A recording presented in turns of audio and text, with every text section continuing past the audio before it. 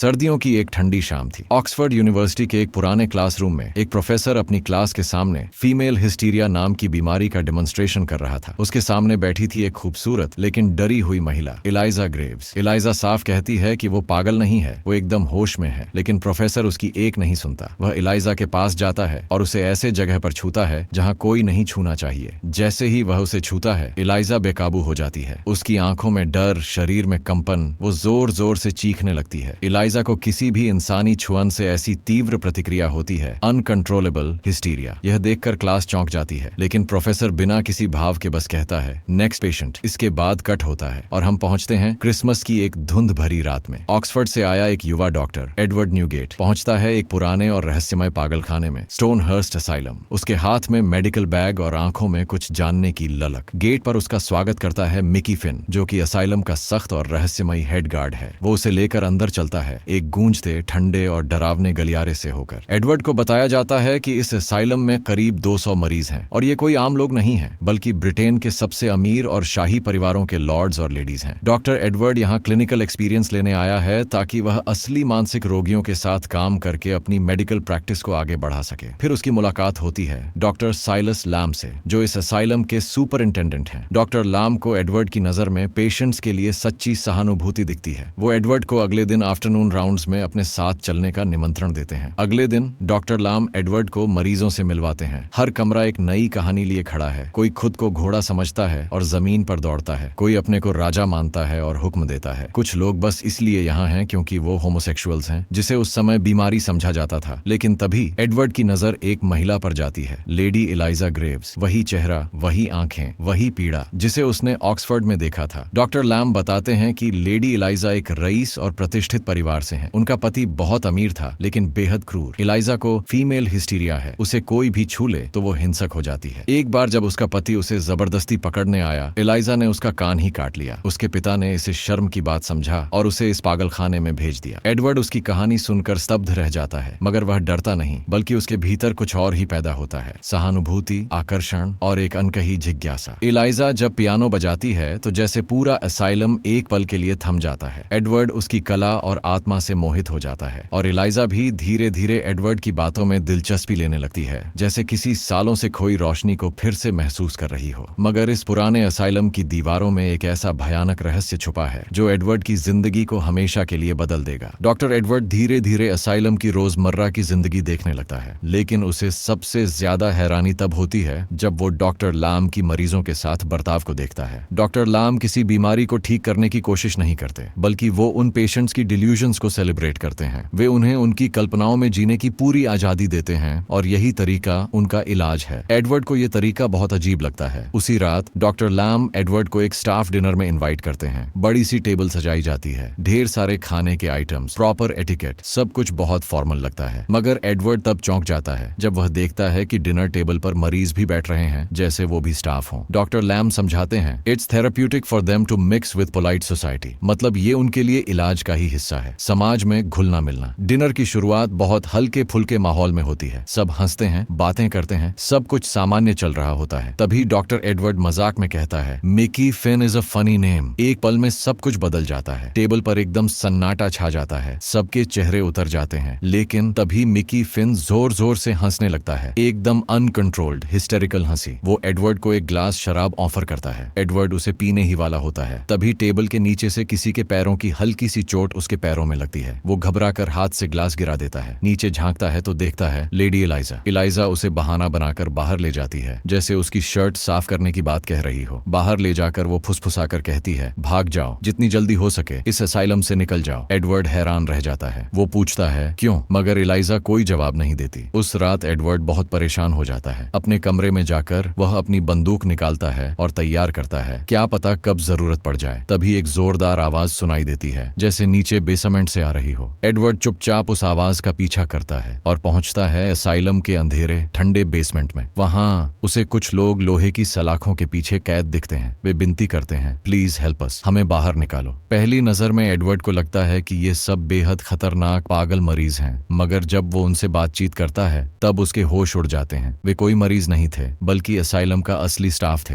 Doctor lamb खुद एक मरीज था जिसने बगावत की थी। उसने सारे असली डॉक्टर्स और नर्सेस को बंद करके बाकी पागल मरीजों को आजाद कर दिया। अब असाइलम को असली स्टाफ नहीं बल्कि पागल लोग चला रहे हैं। मिकी फिन भी उन्हीं में से एक है। इन कैदियों में शामिल हैं डॉक्टर बेंजामिन सॉल्ट, असाइलम के असली सुपरिंटेंडेंट, 2 नर्सेज, एक हेल्थ गाइड और बाकी स्टाफ के लोग। उन्हें नशीली शराब पिलाकर बेसमेंट में लाकर बंद कर दिया गया था। एडवर्ड के दिल की धड़कन तेज हो जाती है। वो सोचता है, अगर इलाइजा ने आज मुझे न बचाया होता तो मैं भी शायद इन्हीं में से होता। डर और झटके में एडवर्ड सीधे इलाइजा के पास जाता है, उसे सब कुछ बताने। मगर इलाइजा शांत रहती है क्योंकि उसे सब पहले से पता होता है और एडवर्ड को ये जानकर दूसरा झटका लगता है। इलाइजा भी उन पागल मरीजों में से एक है जिसने डॉक्टर लैम को मदद की थी स्टाफ को कैद करने में। अगले दिन दोपहर में डॉक्टर लैम, एडवर्ड और मिकी फिन को साथ लेकर असाइलम राउंड्स पर निकलते हैं। डॉक्टर लैम एडवर्ड को एक बहुत ही भयानक दिखने वाले लूनेटिक के कमरे में भेजता है ताकि उसके घाव की पट्टी बदली जा सके। जैसे ही एडवर्ड उसके पास जाता है, वो लूनेटिक उस पर हमला कर देता है, उसे जमीन पर गिरा देता है और उसका गला दबाने लगता है। एडवर्ड की सांसें रुकने लगती हैं। तभी उसकी नजर दीवार पर एक नाम पर जाती है, आर्थर। एडवर्ड जोर से कहता है, आर्थर, आर्थर, और तभी वो लूनेटिक शांत हो जाता है। एडवर्ड की जान बच जाती है। डॉक्टर लैम को एडवर्ड की हिम्मत और पेशेंस के साथ उसका कंपैशन बहुत पसंद आता है। लेकिन उस लूनेटिक के कमरे से बाहर निकलने के बाद एडवर्ड के शरीर पर कई जख्म होते हैं। इलाइजा खुद उसके जख्मों की मरहम पट्टी करती है, बहुत ही नरमी से। उस पल एडवर्ड उसे बताता है कि उसका इरादा क्या है। मैं उन सारे असली स्टाफ को आजाद करूंगा और इस असाइलम से तुम्हें भी लेकर भाग जाऊंगा। इलाइजा थोड़ी देर चुप रहती है, फिर वो धीरे धीरे बताने लगती है स्टोनहर्स्ट असाइलम की पुरानी डरावनी सच्चाई। एडवर्ड, ये जगह पहले नरक से भी बुरी थी। वो बताती है कि जब डॉक्टर सॉल्ट इस असाइलम का सुपरिंटेंडेंट था तो उसका इलाज शैतान के तरीकों जैसा था। वह अपने मरीजों को इंसान नहीं, प्रयोग की चीजें समझता था। डॉक्टर सॉल्ट ने इलाइजा के साथ इनअप्रोप्रिएट तरीके से छूकर उसकी हिस्टीरिया को जानबूझकर ट्रिगर किया। बहाना ये कि उसका इलाज ढूंढ रहा है। कुछ मरीजों पर तो उसने इतना ज्यादा वाटर प्रेशर अप्लाई किया कि उन्हें दिन दिन भर बहते पानी में बंद रखा गया। डॉक्टर सॉल्ट का मानना था कि a patient's worst fear is the way to cure their madness, लेकिन वह लैम का सबसे बड़ा डर कभी समझ नहीं पाया। इसलिए उसने लैम पर हर तरह की भयानक थेरेपी आजमाई, दर्दनाक, अमानवीय। इलाइजा बताती है कि लैम, मिकी फिन, खुद इलाइजा, किचन के कुक्स और बहुत से गार्ड्स सब डॉक्टर सॉल्ट की क्रूरता के शिकार थे। और तभी उन्होंने मिलकर एक योजना बनाई। एक लंबी तैयारी के बाद एक दिन उन्होंने स्टाफ और डॉक्टर्स की ड्रिंक्स में कुछ मिला दिया जिससे सब बेहोश हो गए। फिर उन्हें कैद कर दिया गया और उसी दिन लैम ने डॉक्टर सॉल्ट की जगह ले ली और बन गया असाइलम का नया मुखिया। इसके बाद लैम ने बाकी मरीजों को भी रोल्स दिए। कोई गेट कीपर बना, कोई कुक, कोई नर्स। उसने पागलपन को न मिटाया बल्कि उसे मकसद दे दिया। स्टोनहर्स्ट एक डरावनी जेल नहीं रही, वो एक आजाद, खुश जगह बन गई। एडवर्ड ये सब सुनकर स्तब्ध रह जाता है, मगर वो इलाइजा की आंखों में देखता है और वादा करता है, अब तुम्हें कभी भी फिर से वैसे दर्द नहीं सहने दूंगा इलाइजा। कुछ ही दिनों में एडवर्ड सबका चहेता बन जाता है। एक बूढ़ी महिला जो कई हफ्तों से खाना नहीं खा रही थी, कहती थी कि वो तब तक नहीं खाएगी जब तक उसका बेटा युद्ध से लौट नहीं आता। एडवर्ड उस महिला के सामने उसका बेटा बनकर आता है और बहुत प्यार से उसे खाना खिलाता है। यह दृश्य इलाइजा देखती है और वो और भी ज्यादा एडवर्ड की ओर खींचने लगती है। एडवर्ड की कोमलता, उसका सच्चापन इलाइजा को बदल रहा होता है। धीरे धीरे दोनों के बीच मोहब्बत पनपने लगती है। एडवर्ड उसे समझाने लगता है कि वो दोनों असाइलम छोड़कर भाग जाएं, एक नई जिंदगी की शुरुआत करें, मगर इलाइजा को संकोच होता है। वो अभी भी डरी हुई है। इसी बीच एक दिन डॉक्टर लैम एडवर्ड को बुलाता है। लैम चाहता है कि एडवर्ड उसकी एक खास एक्सपेरिमेंटल प्रोसीजर में मदद करे और यह प्रोसीजर है डॉक्टर सॉल्ट पर। लैम सॉल्ट को एक बेड पर बांध देता है। एडवर्ड चौंक कर पूछता है, ये क्या हो रहा है? डॉक्टर लैम बताता है, सॉल्ट एक लूनेटिक है। उसे लगता है कि वो स्टोनहर्स्ट का असली सुपरिंटेंडेंट है। अब उसे थेरेपी की जरूरत है। लैम इस थेरेपी को कहता है इलेक्ट्रोथेरेपी। फिर वो एक स्विच दबाता है और डॉक्टर सॉल्ट को झटका लगता है, जोरदार बिजली का करंट। एडवर्ड ये सब देखता रह जाता है। फिर लैम उससे कहता है, अब तुम्हारी बारी है, आगे बढ़ो। एडवर्ड का हाथ कांपता है लेकिन वो कुछ कर नहीं पाता। आखिर में इलेक्ट्रोथेरेपी के असर से डॉक्टर सॉल्ट की सारी याददाश्त चली जाती है। वो अब खुद को नहीं पहचानता। अगले दिन है न्यू ईयर 1900। स्टोनहर्स्ट असाइलम में हर तरफ जश्न का माहौल है। मरीज, स्टाफ और सब लोग आने वाले नए साल का जश्न मना रहे हैं। लेकिन एडवर्ड का दिल भारी है। उसने ठान लिया है आज रात वो बेसमेंट में बंद असली स्टाफ को आजाद करेगा। एक सुंदर सेरेमोनी चल रही होती है। हर कोई नाच गा रहा है। डॉक्टर लाम मुस्कुराते हुए सबको देख रहा है। उधर एडवर्ड जानता है कि डॉक्टर लाम के अंदर कहीं न कहीं अच्छाई छुपी है, इसलिए वो लाम का पुराना कमरा तलाशने निकल पड़ता है जब लाम खुद एक मरीज था। एडवर्ड कमरे में दीवार के पीछे छुपी एक पुरानी तस्वीर ढूंढ निकालता है और वो तस्वीर लेकर वहां से चला जाता है। उधर बाहर पूरा असाइलम नए सेंचुरी के आने का जश्न मना रहा है। शैंपेन की बोतलें खुल रही हैं, लोग मुस्कुरा रहे हैं, लेकिन एडवर्ड अंदर ही रहता है। उसके पास शैंपेन की एक बॉटल है जिसमें ऐसा केमिकल है जिससे सब बेहोश बेहोश हो जाएंगे। एडवर्ड उसे सबको देने की तैयारी कर रहा होता है, लेकिन तभी मिकी फिन उसे रंगे हाथों पकड़ लेता है। उन दोनों में जोरदार फाइट होती है। एडवर्ड किसी तरह खुद को बचा लेता है और फिन से भाग जाता है। उधर शैंपेन वाली बॉटल सेलिब्रेशन में पहुंच चुकी होती है और सबको सर्व की जाती है, लेकिन ठीक जैसे ही लोग उसे पीने वाले होते हैं, मिकी फिन सबको रोक देता है। एडवर्ड की सारी चाल पकड़ में आ जाती है। डॉक्टर लैम गुस्से में आकर एडवर्ड के सिर पर बॉटल मारता है। एडवर्ड की आंखें खुलती हैं। अब वो हॉस्पिटल बेड पर बंधा हुआ है और उसे इलेक्ट्रोथेरेपी रूम में ले जाया जा रहा है। अब वही सजा एडवर्ड को मिलने वाली है जो कभी डॉक्टर सॉल्ट को मिली थी। तभी कमरे में आती है इलाइजा। उसके हाथ में एडवर्ड की जेब से मिला हुआ पॉकेट वॉच होता है जिसमें इलाइजा की तस्वीर है। इलाइजा हैरान हो जाती है। क्या तुम्हें मेरे पति ने मुझे वापस ले जाने के लिए भेजा है? वो पूछती है। एडवर्ड, तुम सच में असाइलम में क्यों आए थे? एडवर्ड, जो अब कुछ ही पलों में इलेक्ट्रोक्यूटेड होने वाला है, सच्चाई बयां करता है। 6 महीने पहले मैं एक मेडिकल लेक्चर में था जहां एक डॉक्टर ने तुम्हें सबके सामने तुम्हारी बीमारी के साथ पेश किया। मैं तुम्हारी हालत देखकर टूट गया था। उसी वक्त मैंने कसम खाई कि तुम्हें उस नरक से आजाद करवाऊंगा। मैं इसीलिए स्टोनहर्स्ट आया। जैसे ही उसे वापस ले जाया जाता है, एडवर्ड इलाइजा से कहता है, भाग जाओ इलाइजा, यहाँ से निकल जाओ। डॉक्टर लाम फिर से इलेक्ट्रोथेरेपी शुरू करने को होता है। एडवर्ड आखिरी इच्छा रखता है, एक आखिरी रिक्वेस्ट है, इलाइजा को मेरी जेब में रखी तस्वीर दे देना। डॉक्टर लाम तस्वीर निकाल कर देखता है और जैसे ही देखता है वो थम जाता है। उसी पल उसका चेहरा बदल जाता है। उसकी आंखों में डर वापस लौट आता है। अब कहानी में एक बड़ा ट्विस्ट सामने आता है। असल में डॉक्टर लाम कभी एक वास्तविक डॉक्टर था